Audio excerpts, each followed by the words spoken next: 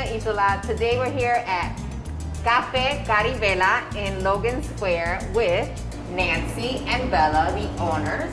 So I want to know what brought you guys to opening up Cafe Caribella. So Caribella used to be called Cafe Bella, and that used to be a lunch and dinner place. And it was created by Bella's dad, Hector, and he created that as actually a place for Bella to eat healthy food. It was more centered about, like I said, dinner and a place where she could come after school. So it was definitely more for her at the time. That was around for like a decade almost. Yeah. So she was very small when it started. And unfortunately, he passed away in 2017. And at that time, we decided that we wanted to kind of continue the legacy, and the foundation was there already, and we wanted to turn it into a place that was still that special place for Bella. And Bella and I usually bond over breakfast. That's usually what we used to do over the years.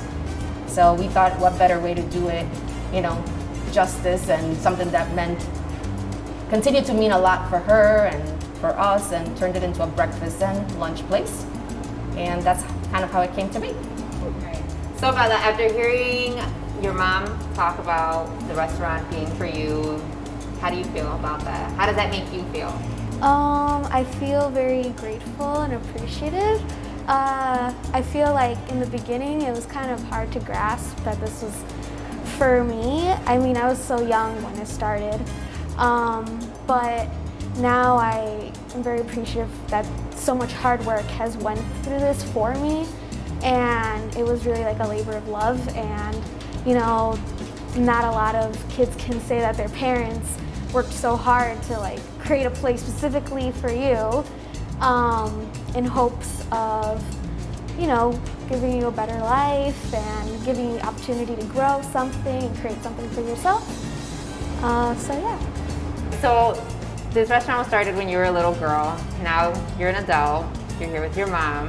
So how much say-so do you have in the restaurant? Like what say do you have in the restaurant? Like the design, the menu? Yeah, I would say it's very collaborative between my mom and me. Like a lot of the food items as well, very collaborative with my mom, and also like the cooks in the kitchen. We all like try to come up with stuff. The style is more me and my mom. Once again, I feel like everything is pretty even. Like she'll suggest something, and if I like it, I'm like, oh yeah, for sure. Like when we thought about changing the colors of the walls, like the gray, like to open it up, like lighter colors, makes the room look bigger. So I really like those changes, and the whites and the artwork that we wanted on the wall and all that stuff.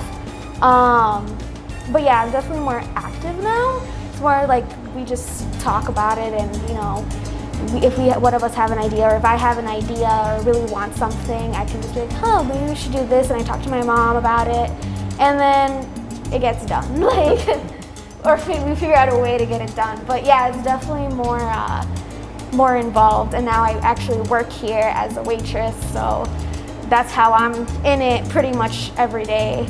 So yeah.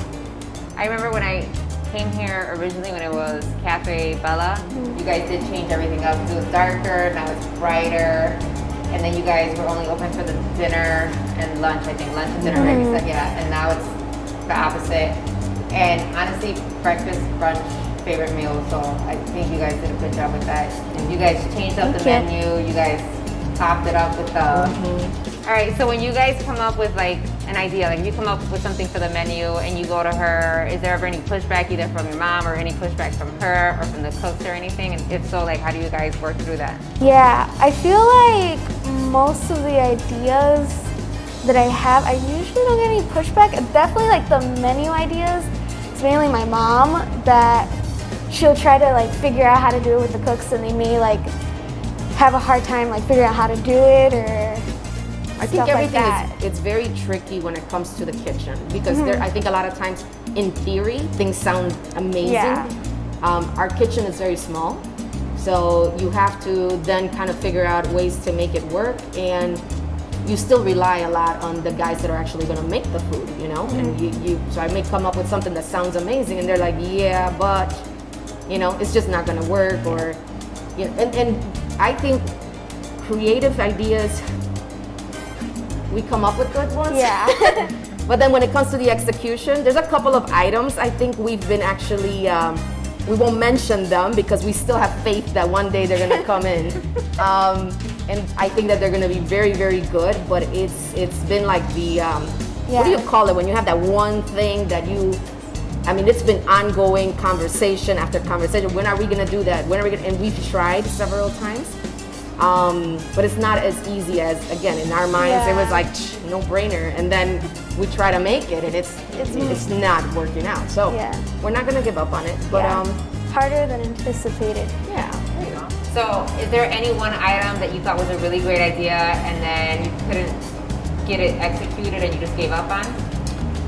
No, I think that we still have a couple of items that I want to say it's been in the works for like the betterment of this place.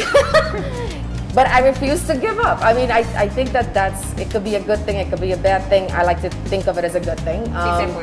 Yeah. And I think that it keeps you going, because I think that if we just become another place where it's like, even for the cooks, you know, if you're cooking the same thing every day, I feel like, especially if you're a talented cook, and our guys are absolutely very talented, very gifted. And I feel like if they weren't challenged, it would just become kind of like a boring job, you know? And people can tell when you're eating something, even the way it looks, you can tell when something was put with effort. And, you know, one of the things that we have here that I don't know if people know or don't know is that we make everything from scratch here. So when you place an order, there's nothing in our kitchen that's pre-made where they're just heating something up and that's it. Like, everything's being cooked on the spot. So while it may take a little longer than other places, I want to believe that people can appreciate that, again, you're not having, you know, a scrambled eggs that came out of a carton. They're actually eggs that are being cracked on the spot, you know. Everything's made by hand and on, you know, again, I just want to believe, I know it's not for everybody. Some people just want the fast food and let's go. That's not the type of place we're trying to be. I think when you have, like I said, people that put their heart into things, I think it would be kind of insulting if you're just cutting them short, you know, of their talents. So that's something that, yes, in answer to your question, we have not given up. We have not given up. And hopefully soon you'll know what it is. So ever since this pandemic started, I know carryout has been the most popular way of getting your food, especially in like small restaurants. So like, what have you noticed are the pros and cons by using the third-party delivery? I think most people by now have heard, but maybe they don't realize the impact that using the applications has, especially on smaller restaurants. I think you hear people talking about, oh, they keep 15%. It's oftentimes like more like 30%. And if you know anything about restaurants, you know that your profit margins are very minimal, and typically they're about 30%. So you're essentially not getting anything for those things. And while we appreciate, right, sometimes you legitimately can't, you know, you need a delivery or whatever, that's fine. But we do get a lot of pickups, and sometimes they come through the applications. And when it's you know, something that you're gonna go to the restaurant anyway, we really do appreciate people that are calling us directly, because now, you know, we're getting that money as opposed to handing it out to these big corporations and third parties. So, you know, it's kind of been a challenge, because you still need those applications because so many people rely on them. But, you know, I think it's something that a lot of people don't realize, that while we appreciate the business no matter how it comes, it definitely comes with a big price tag when you're using the third-party applications. All right, so what's the phone number to place the order so that I myself can call and pick up my order? So if you or anyone needs to place an order, our telephone number is 773-360-8873. And, you know, sometimes, disclaimer, sometimes because we're a small place and it's absolutely very busy, which again, we love to be very busy, you may call the first time and we may not be able to get to the phone. Please don't give up. Just give us a little break and try again.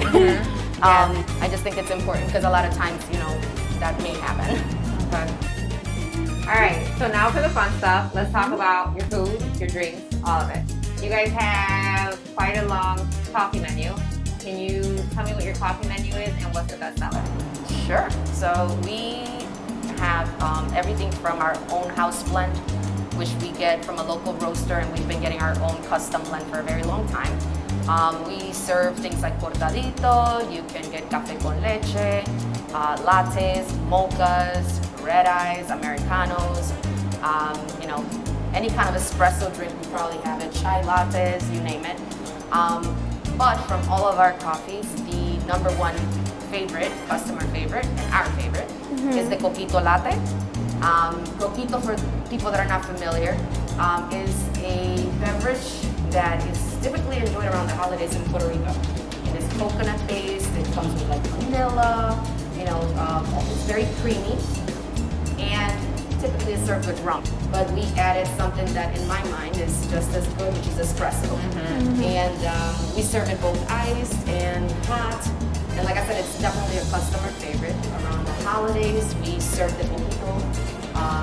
We sell it by the bottle, and it's on its own, no espresso, just so you can take it home and have it your way, if you will. Add as much rum or as little rum as you want, and yeah. All right, so what is the best seller on your menu? So I think when it comes to breakfast specifically, I think the Caribella skillet is our number one seller. The Caribella skillet is, instead of potatoes, we use plantains, and they're kind of like garlicky, they're, you know, diced up, and we put a smoked turkey sausage. You have green peppers, onions.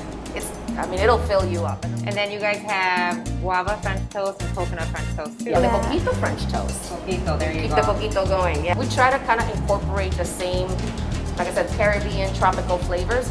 And I know that being in the city, a lot of people are not familiar. Like a lot of people will get that, have no idea what a guava is. And now you know what guava is, and you know that it's good. Okay. All right, so I'm super excited to eat. All right, guys, I'm taking a break because I'm gonna eat. See you back later.